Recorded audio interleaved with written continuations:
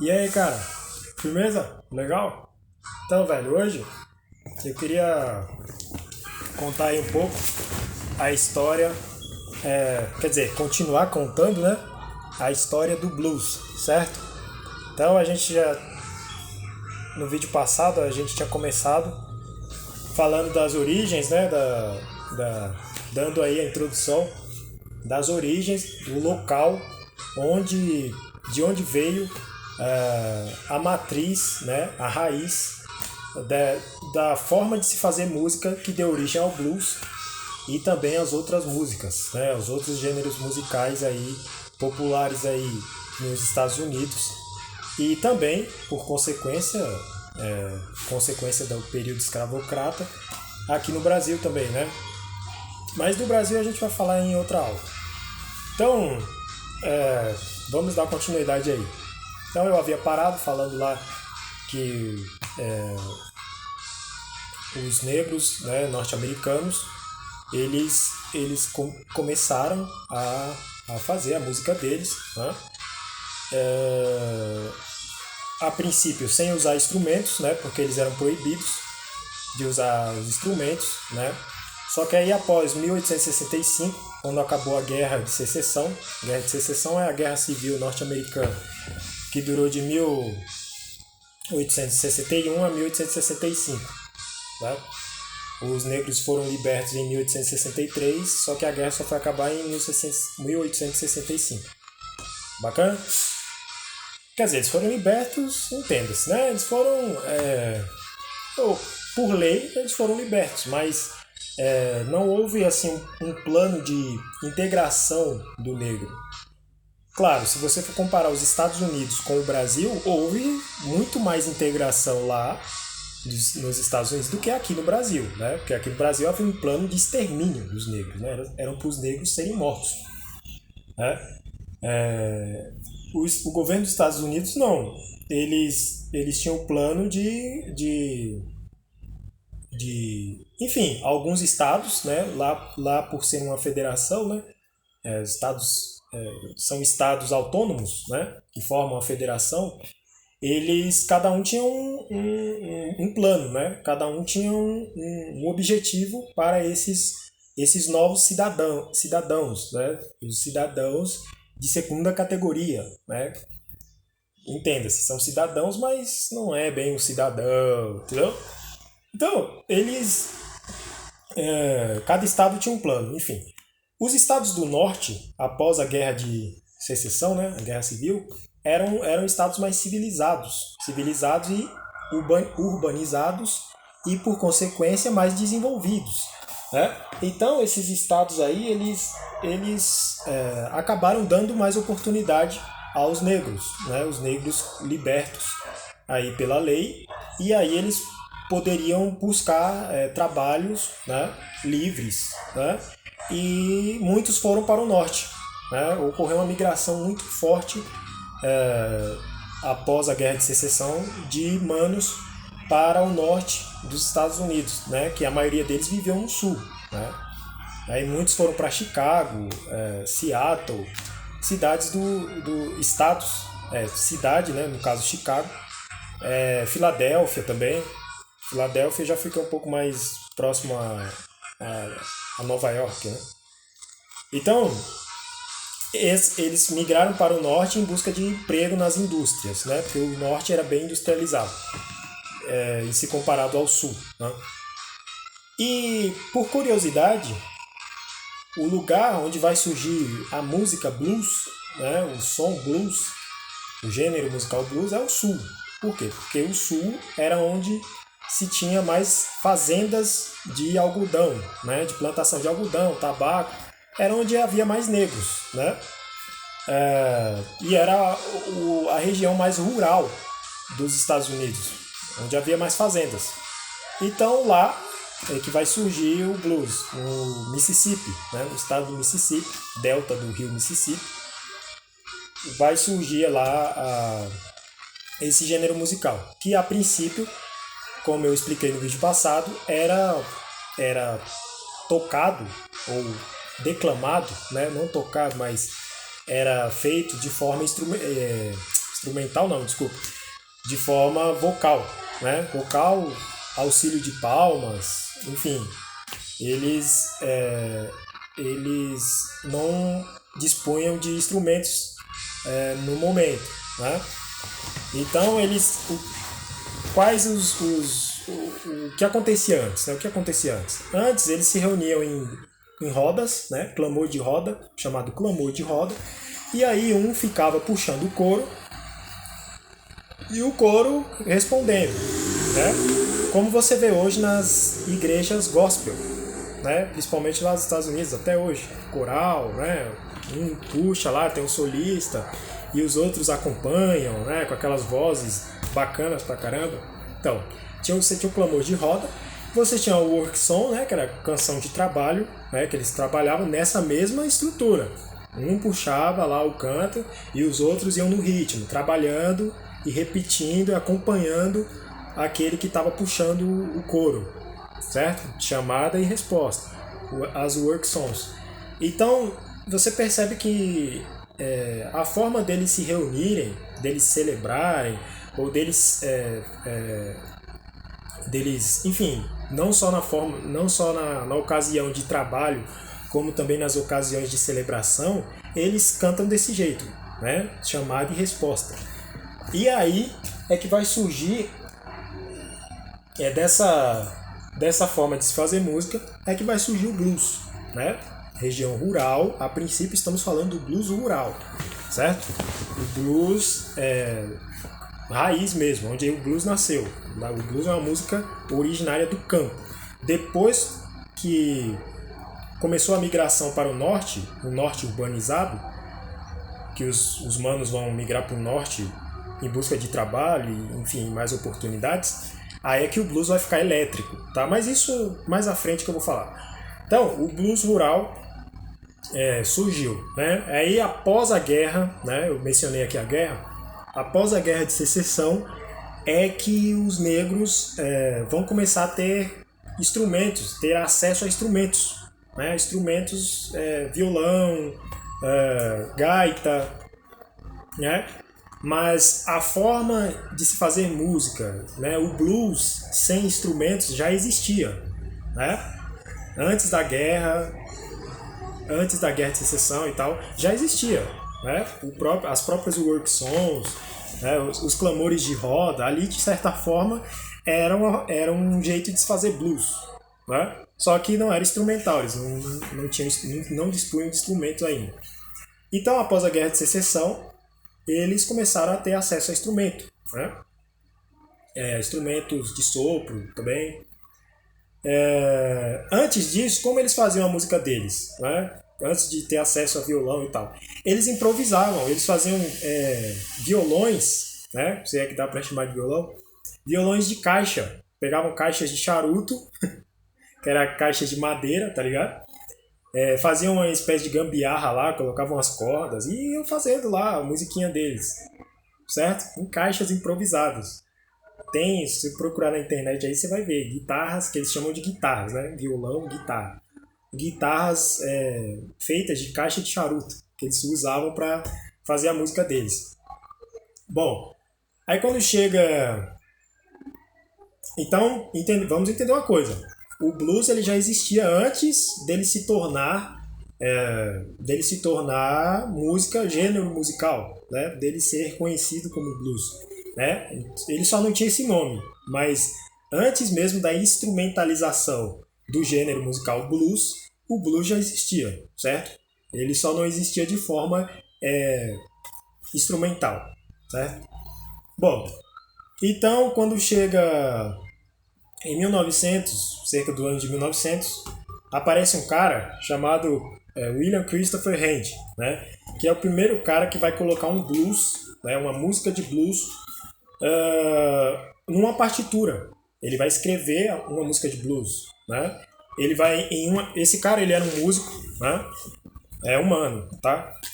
Ele era um músico e ele em uma de suas viagens pelo país, né? De trem, ele viu um outro humano, no caso, tocando um violão com canivete, né? Com uma espécie de canivete, faquinha, certo? E aí ele achou interessante aqueles compassos, aquela música que o cara estava fazendo. Foi aí então que ele escreveu o primeiro blues, né? Baseado naquilo que ele ouviu, ele escreveu o primeiro blues numa partitura. Mas isso aconteceu em 1912, tá? Em 1912 ele publicou lá o Memphis Blues, certo? E depois ele publicou o Santa Louis Blues, certo? Em 1914. Em 1914, Santa Louis Blues. E em 1912, o Memphis Blues. Só que o que ficou mais conhecido foi o Santa Louis Blues, certo? Que foi até gravado aí por a primeira cantora aí de blues conhecida, né? Foi uma mulher. A cantora, o primeiro músico, artista de blues conhecido, assim, foi uma mulher, a Bessie Smith, né? Ela que gravou lá o blues e tem lá na internet, se você buscar aí, você vai ver ela cantando lá, uma coroa assim, uma mana com uma voz assim bacana pra caramba. Enfim, esse William Christopher Hand, ele não é o criador do blues, entenda isso, tá? O blues já existia muito tempo antes desse cara aí, tá? O blues é uma música mais do que centenária, né? Se você for puxar aí, ele é bem antigo, né? As formas de blues. Só que com o passar do tempo, as coisas vão pegando variações, né? O blues vai sofrendo mudanças, né? Então, vão se fazendo blues de outras formas. Mas o blues ele é bem antigo, né? As formas de se fazer blues, elas são bem antigas, né? Enfim, inclusive no outro vídeo eu aqui mencionei que os negros, né, já faziam blues antes de ter acesso a instrumentos, né? Só que não era chamado de blues, tá? Bom, então esse cara aí ele é importante, William Christopher Hand, porque ele foi o primeiro cara a escrever uma música de blues, colocar num papel, na partitura e tal, certo? Isso a partir de 1912 ele fez isso. Então beleza, aí o blues vai se tornar a música dos manos, né? A música dos manos da época era o blues, né? Como hoje a música mais popular aí ligada aos manos é o hip hop, na época era o blues, né? Então o blues ele vai sofrer um certo preconceito, por quê? Por causa da religião da época. Na época o país, que é um país ainda bem religioso, os Estados Unidos, ele era muito mais religioso do que é hoje. Então as mulheres, as manas, iam para as igrejas ouvir lá os espirituais, né, que deu origem à música gospel e tal. Um detalhe importante antes de eu falar aí do desenrolar do blues. O espiritual, você percebe que ele tem a mesma estrutura do blues, né, porque ele surgiu dos clamores de roda, né, daquela forma de se fazer música dos negros, né? De corais, né? De acompanhamentos, de um solista puxando o coro, certo? Aí você percebe que é a mesma coisa, o mesmo formato de música do blues, né? Chamada e resposta. Só que o que muda é que ele no gospel se usa muito mais a voz, né? Para fazer esse tipo de música, né? Do que no blues. No blues você usa a voz e o instrumento, né? O cara lá canta lá um verso e aí o instrumento dele responde. Ele responde com o instrumento, tá ligado? Depois você procura aí ouvir uma música do B.B. King, esse cara aqui da minha camisa aqui. Genial. Ou uma música do Robert Johnson, né? Até os blues mais novos aí, menos antigos, por exemplo, o blues do Eric Clapton, do Gary Clark, você vai ver que é assim, até hoje a estrutura não muda, certo? O que muda são as variações, tipo, o cara decide dialogar lá, a guitarra com os outros instrumentos, a guitarra com o teclado, então a guitarra fica lá fazendo um riff, faz um solo e o teclado responde com outro solo, tá ligado? Mas perceba, essa estrutura de chamada e resposta, ela é fundamental para a música negra no geral, né? Que veio lá, como eu expliquei do outro vídeo, veio lá com os africanos, né? Lá de quando eles ainda estavam na África, certo? E aí eles trouxeram para cá. Bom, aí a igreja gospel, a igreja, né, no caso, a igreja é gospel, né? A igreja, no caso, vai começar a falar que o blues era a música do diabo, né? Quer dizer, as irmãzinhas, as maninhas iam para as igrejas e os manos iam para os Jack Joints, né? Que eram espécies de bares, né? Que os caras iam lá tomar as birita, ouvir música, no caso, ouvir blues, né? Então os caras começaram, os pastores começaram a falar que essa música era a música do diabo e tal, por isso que prende seu marido lá no Jack Jones, que é uma espécie de bar, tá ligado? Bar, clube, enfim. E aí os caras iam lá ouvir blues, tá ligado? Por quê? O blues ele falava da realidade e de coisas do cotidiano, de amores, de desilusões amorosas, de desilusões com a vida, enfim, e também de coisas do cotidiano, da vida das pessoas, né? Já a música gospel não, os espirituais, no caso, né? Que depois é que vai chamar de música gospel. Mas os espirituais que eram cantados nas igrejas negras, né? Eles falavam de coisas do céu, né? Falavam de salvação e tal, enfim, de Jesus, né? E o blues já falava de coisas do cotidiano. No caso, o blues era a música secular, né? Ou como diria hoje em dia, a música do mundo. E os espirituais seria a música gospel de hoje, né? Então o blues começou a ganhar essa pecha de música do diabo, de música de... enfim... Mas não era bem assim, entendeu? Não é que era. É porque os pastores muito religiosos falavam isso. Mas não é que os caras que era música do diabo. Nada a ver. Não faz sentido isso aí. Bom,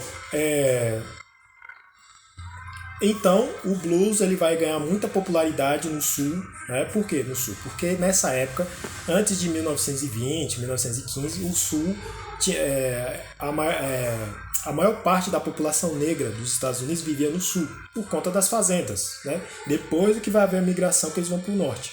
Boa parte vai para o norte, mas até essa época, 1915, 1920, eles são majoritariamente no sul. Eles são habitantes do sul. Eu não tenho certeza, mas eu acredito, depois eu vou dar uma pesquisada melhor aí, mas eu acredito que até hoje eles são maioria no sul. Os negros, não que eles são maioria no país, tá? Eu falo entre os negros. Entre os negros, a maior população deles está no sul do país e não no norte. Então, enfim, vai se popularizar, né? E aí vão surgir os primeiros astros de blues, né? Os primeiros caras assim, os bluesmen, os caras que vão tornar a música assim gosto popular mesmo. Você tem o primeiro lá que é o Charlie Parton, Charles Parton. É o primeiro cara assim de blues, violão assim rural, tá? Lembre-se, a gente está falando do blues do campo, do blues do Mississippi, que vai assim tornar a música conhecida, né? Mas o grande astro mesmo do blues do campo, né? Que ele é referência até hoje, né? De guitarristas aí, é um cara chamado Robert Johnson, né? Um cara aí que viveu ali no Mississippi, né? E ele não era lá um grande tocador, não era um grande músico, né? Mas aí durante um tempo ele sumiu, né? Sumiu ali um ano e meio. E aí quando ele voltou tocando pra caramba, entendeu? Ele voltou tocando muito bem, né? Enfim, trouxe acordes, né? E arranjos que na época eram coisas assim muito avançadas, né? E aí ele ficou sendo conhecido, né? As pessoas começaram a falar que ele tinha feito tratado lá com tratado com coisa ruim lá, com capiroto lá, né? Mas na verdade isso não faz sentido, né? Ele foi treinar, sumiu, foi treinar e ficou bom, né? Você pratica, né? Quanto mais você pratica, quanto mais você desenvolve as técnicas, quanto mais você treina, melhor você fica, né? Só que aí como o blues já tinha esse, essa fama, né? Por conta do preconceito religioso, de que era uma música ligada a coisas obscuras e tal, o, o, o pessoal da época começou a falar que ele tinha feito um pacto com o capiroto e tal. Tudo bem que o Robert Johnson ele fazia assim, meio que. Ele não fez muito por onde acabar com esses boatos, né? Tanto que ele tem algumas músicas que ele menciona lá uma coisinha ou outra lá obscura, né? São 3 músicas que ele menciona lá um negócio meio estranho lá, certo? Mas isso aí eu acredito que era jogada de marketing, entendeu? Porque isso aí era uma espécie de marketing para ele, entendeu? Isso deixava ele mais famoso. Se ele ficasse mais famoso, ele teria mais chance de tocar nos Jack Jones, nos bares, ou seja, ganhar mais, né? Então o cara era gente, era uma pessoa normal. Então ele queria publicidade para ter mais dinheiro, né? Questão de sobrevivência, né? Então, existe toda essa lenda aí sobre o Robert Johnson, né? E esse cara aí é considerado aí o grande rei do blues para muitos. Para mim não, tá? Para mim é o grande B.B. King aqui. Mas para muitos esse Robert Johnson aí, ele foi assim o cara de blues mais importante. Claro que ele foi importante, né? Porque muitas bandas que se sucederam, né? Seguiram após ele, tem ele por referência, né? Tem o Robert Johnson por referência, as suas músicas, né? Os seus arranjos diferenciados, né? Para a época, né? Então você tem também outros caras do blues do campo, que é o Sun House, né? Você tem o Johnny Wilton, um nome assim, é Johnny W alguma coisa. E você tem o Charles Patton, que eu falei. E, enfim, você tem o Sonny Boy Wilson, que era um tocador de gaita, né? Muito legal também o Sonny Boy Wilson. E esses caras aí é que eles vão ser a primeira geração do blues, certo? Blues rural, blues do campo. E esses caras vão revolucionar aí a forma de se fazer música, né? Porque depois do blues a música nunca mais foi a mesma, né? Depois do blues, o blues está em tudo, né? Toda música que você vê aí tem essa característica, né, de diálogo que tinha no blues e chamada e resposta, né? Você percebe lá o diálogo que a princípio, assim, as pessoas que não têm conhecimento, assim, sobre a forma de como é feito a música, o pessoal não percebe, mas se você preparar e prestar atenção, você vê que é um diálogo, né? O músico está ali dialogando com o seu próprio instrumento, né? Diferente do espiritual, né? Que vai ser o gospel. O solista ali está dialogando com o coral, né? Outra hora ele está dialogando com o órgão. No blues, o cara dialoga com o violão, que eles chamam de guitarra, ou dialoga com a gaita, né? Ele fala uma coisa lá, coisas do cotidiano, né? Você vê ritmo associado à música, ritmo associado a movimento, né? Que gera energia, que gera mudança de paradigma, né? Então, você vê, o cara fala lá uma frase, lá um verso, e aí a gaita dele responde, né? Ele toca com a gaita, responde com a gaita, né? No caso do blues solitário, que é o blues do campo, né? Que pra mim é um dos blues assim mais legais, né? É um blues assim mais, como eu posso dizer, mais original, né? Bom, então isso aí vai ser até 1930 e mais ou menos 1940, né, que o blues vai ficar aí mais pelo campo, certo? Depois que vai ocorrer as grandes migrações, principalmente após o crush de 1929, né, a quebra da Bolsa de Nova York, e aí é que vão ocorrer mais migrações ainda para o norte, né, por conta de mais oportunidades, enfim.